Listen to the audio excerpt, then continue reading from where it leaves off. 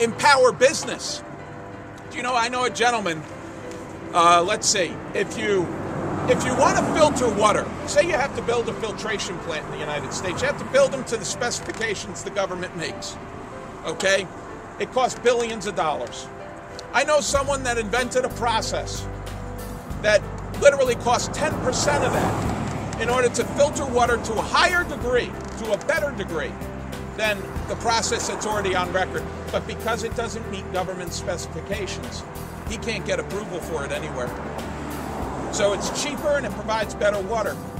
But because it doesn't meet some bureaucrat's idea of what a filtration plant should look like, it doesn't get off the block. That's gotta end. We need to encourage innovation. We need to encourage ingenuity. And we need to end these government programs that we fund that destroy innovation and destroy ingenuity. We need to empower in the medical field doctors and patients. Okay? The government shouldn't be making a decision medically for you or for me, my children, or my parents. The patient should make that decision. The government can only empower. Empower. They've done so in the Medicare D program. They allow people to decide which plan they want to choose. And ironically, that's also Paul Ryan's program, is to stop this concept of Medicare as the government decides it and give every elderly American who's 54 or younger, so when we get to 65, because they're going to keep everyone who's 55 and older on the old plan so that no one falls through the cracks. But everyone moving forward at 54 or younger would get a voucher from the government to go to a plan of their choosing. Who's in power then? The government? No. The patient. And ultimately, it's the patient that will hold these people accountable. That's Paul Ryan's plan.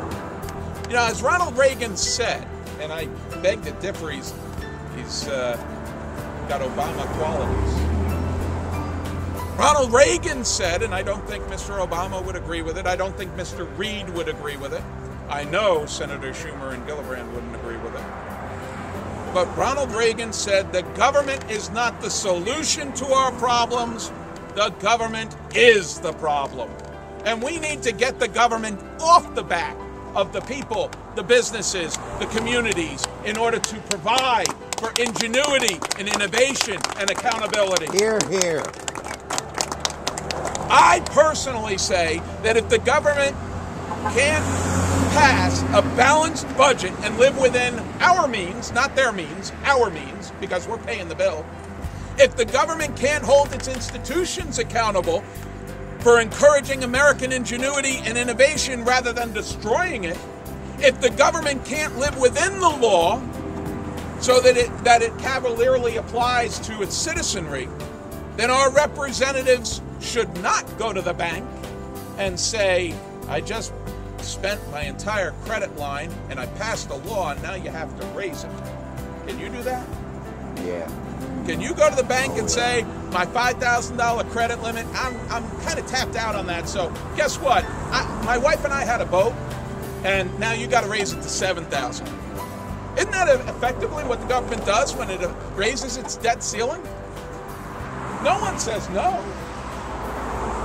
I say that if the government can't hold itself accountable, we should shut it down. Hear, hear.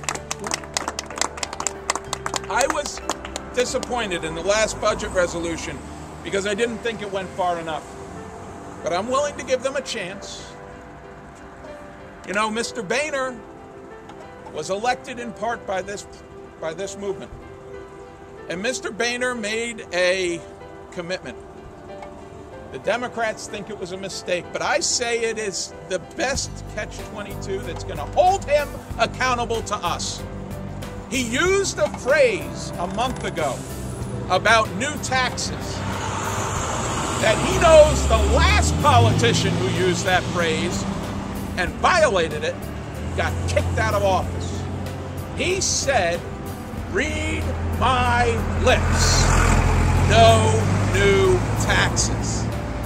And that's our best insurance because Mr. Boehner knows The Democrats are going to do whatever they can do to get him to renege on that pledge just so that they could turn around and use it against him in the next election and bury him. And that's why I don't think he's going to violate that pledge.